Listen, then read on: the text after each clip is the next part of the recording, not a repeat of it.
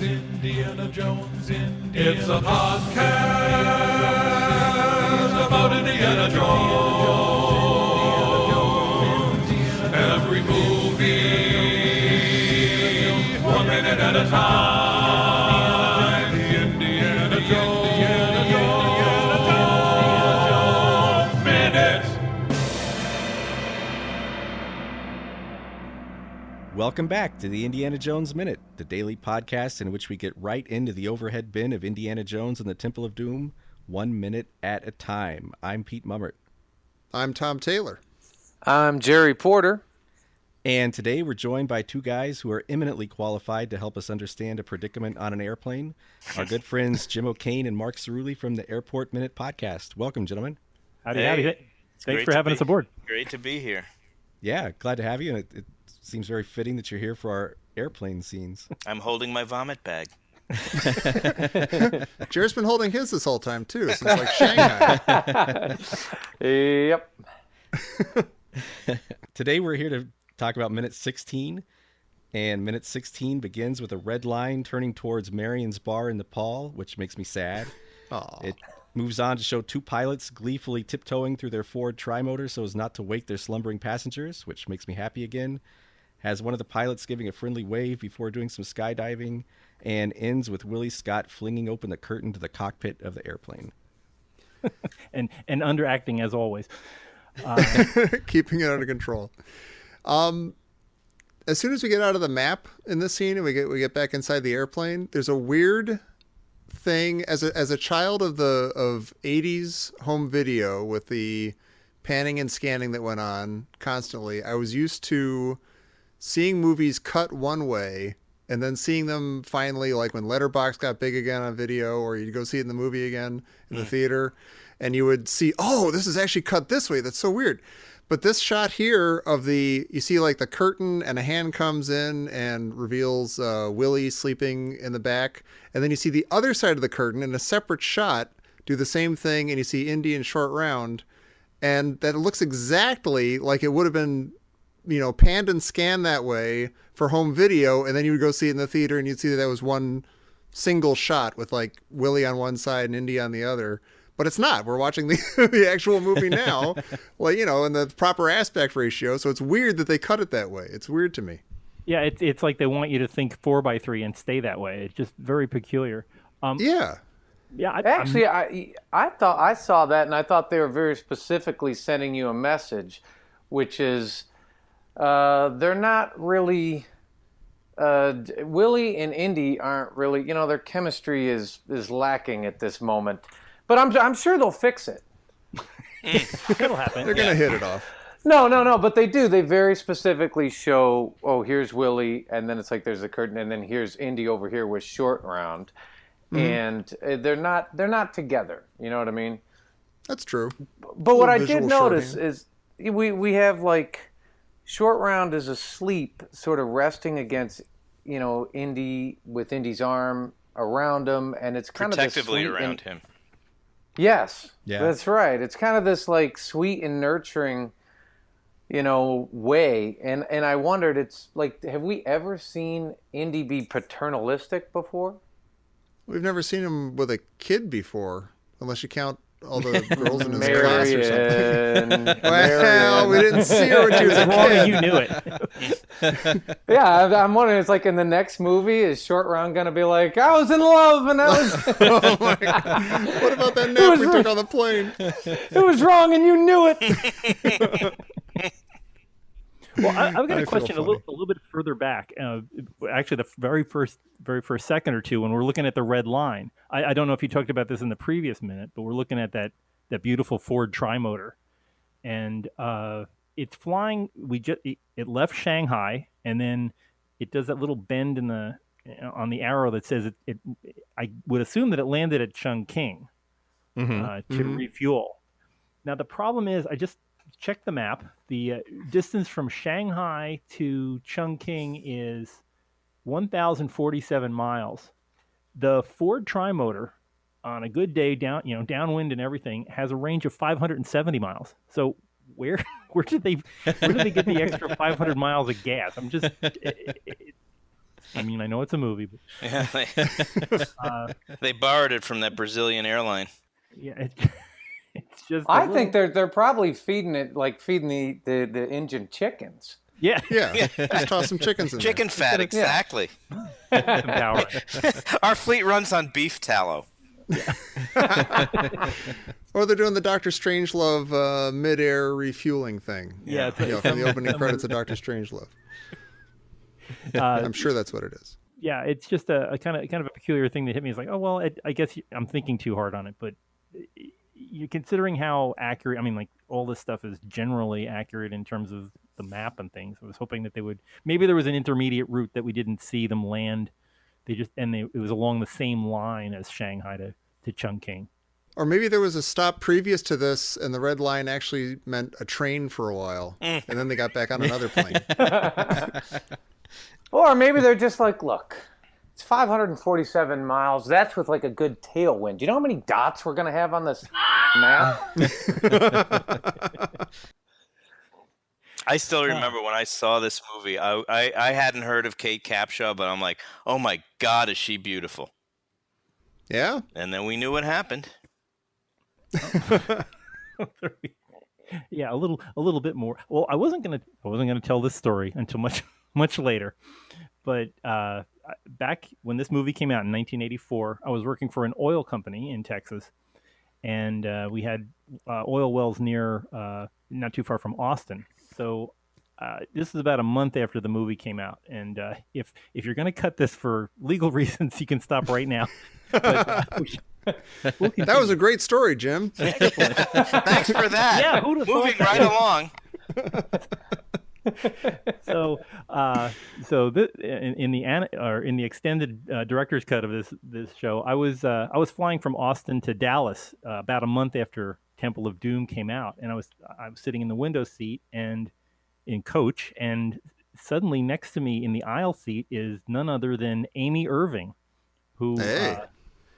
She had been very involved with Steven Spielberg in the late 70s, early 80s, and she was never Mrs. Steven Spielberg, though, was she? No, they were just more a than thing. Yeah, I think they were a little bit more than boyfriend girlfriend, but they were. But she had. I forget the movie that it was a movie with Willie Nelson, but I know that she left Steven Spielberg for Willie Nelson around 1980, 81, and. Yeah. From what I understand, because of that, she didn't get the job as Marion Ravenwood. That would do it. Wow. That's right up there with selling back your third share of Apple.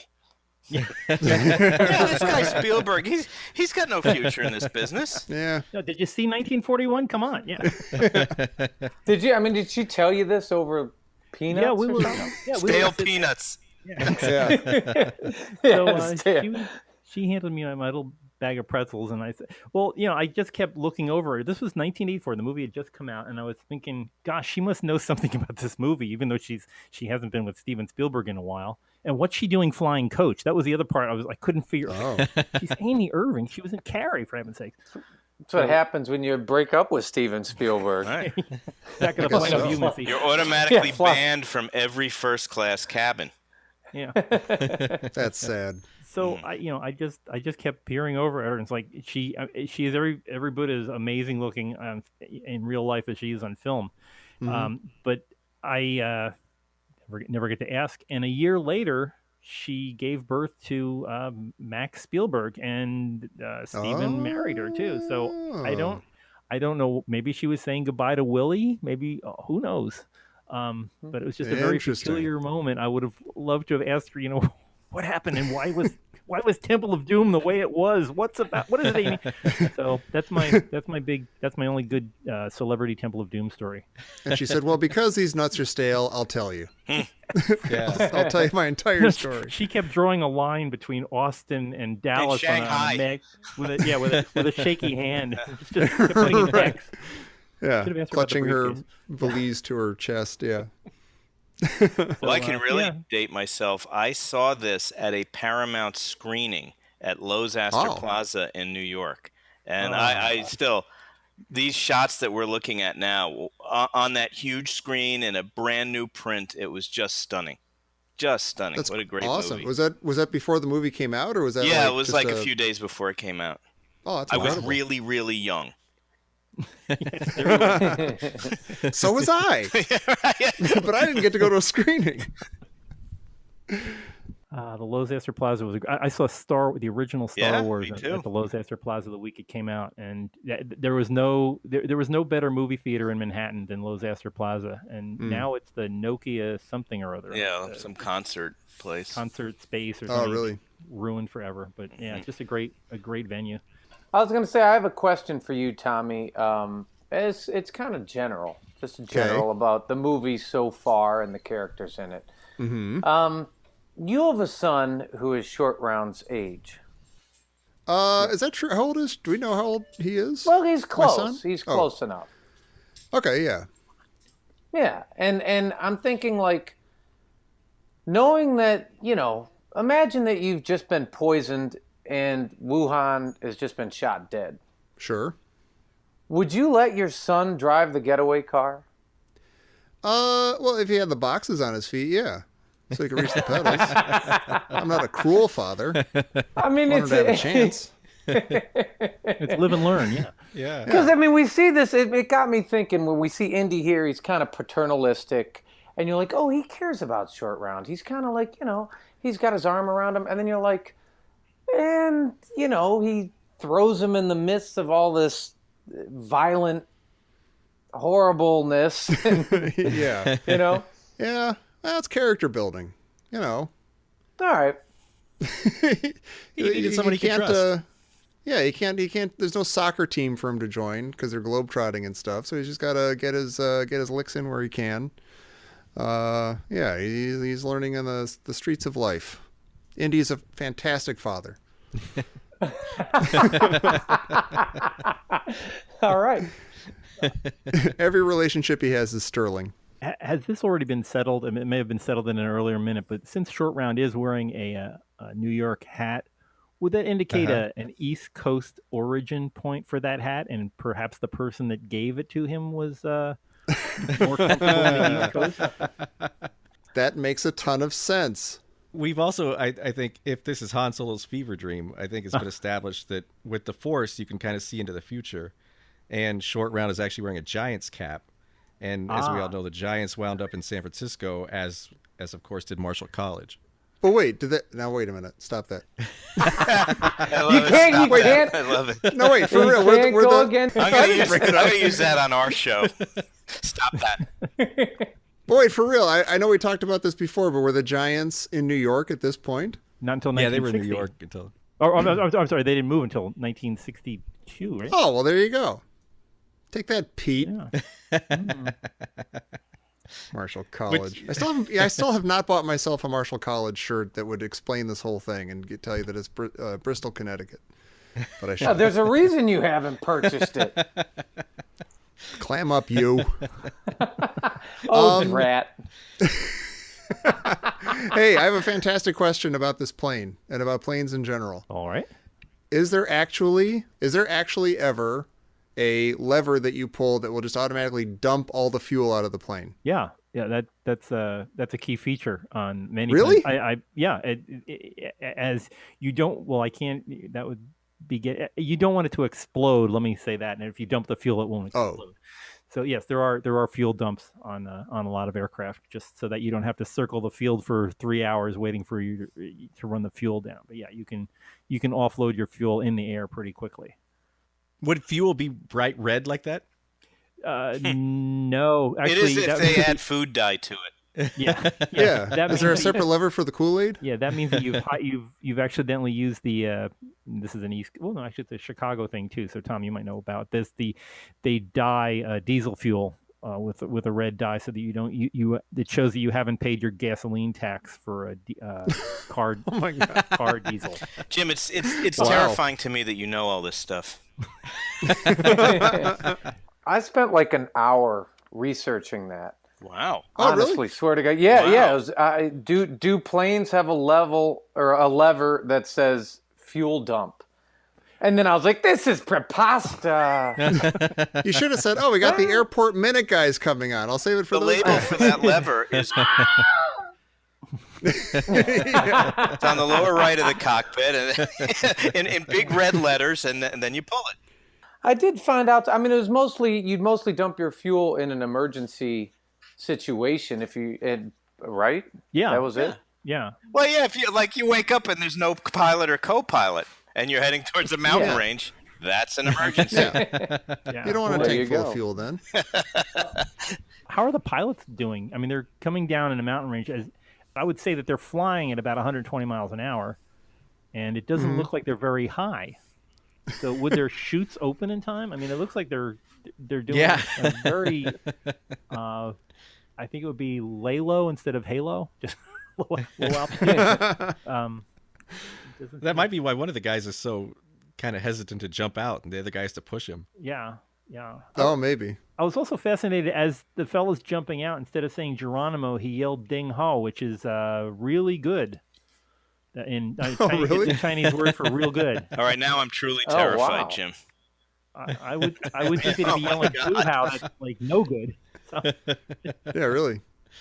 but I don't. That's funny. It's weird because the parachutes weren't really a common thing at all in 1935. I mean, the nearest thing I could find about that was the Soviets had tried it in the 30s. They had tried like mass drops of that soft parachute that he's wearing around, just under his butt there. That looks like a Soviet-made parachute, which would be about the same time. So these guys must have been practicing with the Soviets to jump out of a plane. I didn't know if that was how much practice time did these guys get in for that? I bet Lao Che was just like, hey, I did some dealings with the Russians. I got some parachutes some out of it. vodka, And they're like, got what's some parachutes? parachutes. They're like, yeah, you'll find out. Yeah. Well, he's got to fill up that something for the casino. Well, that first pilot who tiptoes past Indy, and he has, he's got that dastardly chortle. Yeah. Yeah. I was like, that is Pete Mummert in another life. And then the second pilot who anxiously wails, he kind of goes, whoa. Yeah. Although that's Pete Mummert in this life. Well, speaking of Pete Mummert, that makes you really anxious as they're walking past them, and they're just kind of like chuckling and like, they're tiptoeing, but not that quietly. And it's like, wait, your master plan is to get out of here before these people wake up. You're lucky enough that they're asleep in the first place on this freezing plane. And now you're going to wake them up before you make your getaway. Not that I'm on their side. I'm just, Well, I'm kind of wondering. I'm wondering about being on their side because they seem like actually pretty nice guys. Like they seem like they're super happy. They laugh. They like to, they enjoy life. Yeah. And yet they're laughing. And I'm wondering if, like, what did Lao tell them about Indiana Jones? And like, we kind of asked this before, but is Lao kind of a hero? Like, is he just getting rid of somebody who's out to loot his national treasures? Yeah. And so maybe that's what he told these guys. He's like, hey, you're getting rid of this thief. This guy tried to steal Nurhachi's remains. And so they're like, ah, ha, ha. Take that. So, Pete, would you like to see like a buddy movie with those guys, the pilot and co-pilot, and see where they definitely. land? Yeah. Like the they movie probably starts just now. died. Yeah. Yeah. Well, it's going to be like the classic, like dastardly chortle guy mixed with the guy with a mild anxiety disorder. Yeah. What are they going to get up to next? Recipe for success. Yeah, what are they going to get up to? I do like the death grip that Willie has on her outfit, just in case she may have to sing "Anything Goes" wherever they're heading. Right. I actually do kind of like that. It's like she already made a big deal about that being her dress from Paris and stuff, and just want holes put in it or anything. But she, if she's just escaped like her life in Shanghai, and she wasn't, we discussed like why exactly she's on this plane in the first place and why she did escape with Indiana Jones when that was her life and stuff, and she didn't have a beef with anybody. She could have just stayed in Shanghai and lived her life. But it's like that's like the souvenir of that life is that dress, I guess. Or that's literally all that she has in the world. That's all of her. Yeah. She does have the headpiece of the of Lao Che on her. She's wearing on her head. That's true. That rather ornate thing. I was just wondering if you held it up in a room at a certain time of day, what would you? Yeah. You see what she's thinking. Yeah. Are there chickens riding on the outside of the plane? Yeah, I mean every time they open the door, feathers fly in. Yeah. That's an excellent point that I never considered in my life. Yeah. That's funny. Is it feathers or snow? No, it's Well, feathers. it's a blue, sunny, like blue sky, sunny day outside. That's true. Yeah, Yeah. but they're close enough to those mountains they could be kicking up snow, and Yeah, but it actually looks like feathers. Yeah, I think It you're really right. does. I think you're right. Yeah, it looks like I thought there it might was be a little feathers. bit of snow.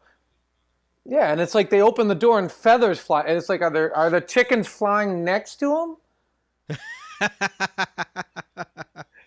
But Indy's a great sleeper. He has no problems with needing any kind of Ambien or anything. He just really knocks it out. What do you think? Yeah. That's oxygen deficiency? Maybe. Like in a non-pressurized plane over the Himalayas?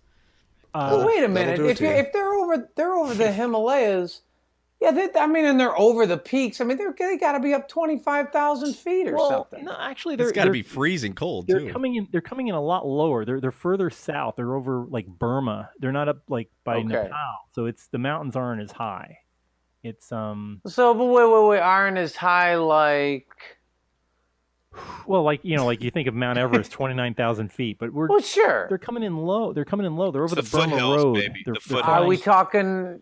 Yeah, but are we talking like 10,000 feet? I think we're talking. Yeah, we're talking probably about 8,000. Well, actually, we're about we're less than 10,000 feet because in the next minute when we see the altitude, they're at 10,005 and dropping. And by the time they leave the plane, where the mountain peaks, I mean, it's going to hit a mountain. The plane is going about 8,000 feet. As we leave it, it'll be about 8,000 feet. So As the chicken flies. Yeah, as a chicken. Yeah, I was just going to say wherever the chickens fly. Yeah, so it's not that much. Yeah, I mean, it's like the mountains surrounding Denver. That's how high these mountains are. It's big as the Rockies, not the Himalayas. The Himalayas are a little further north. Huh.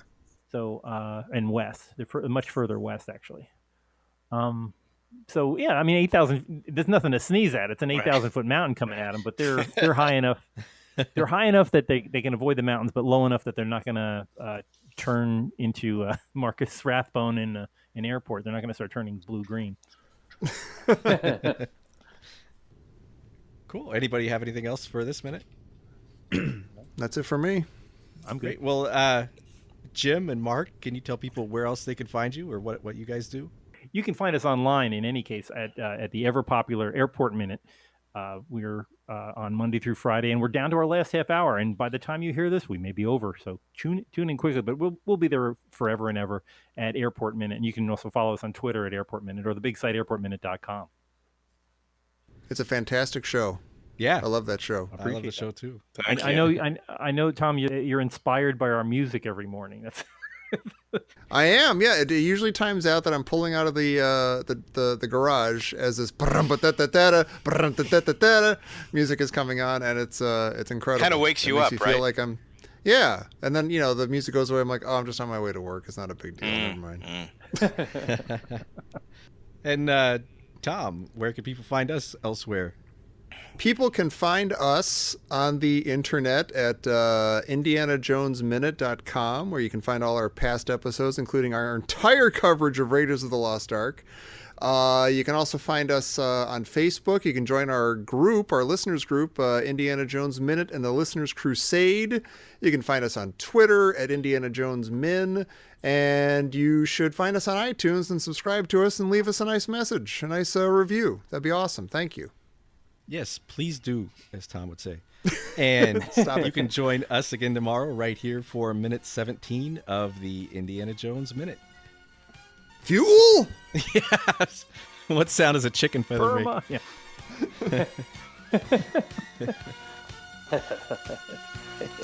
Yeah.